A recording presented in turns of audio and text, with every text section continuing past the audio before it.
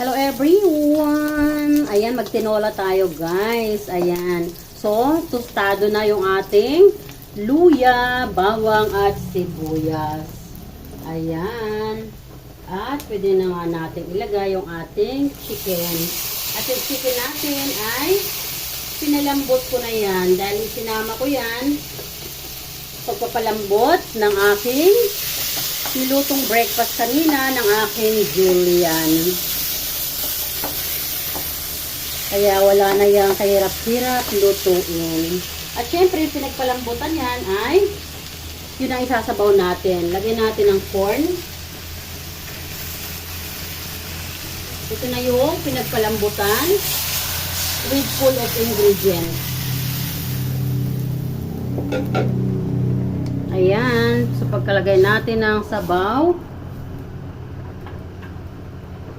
Now, ay tayo naman ay maglalagay na ng chicken cubes. Ayun. So, ayan guys, pwede na rin natin ilagay yung ating Baguio beans at sili na green. Tatakpan lang muna natin yan bago natin ilalagay yung ating dahon ng sili.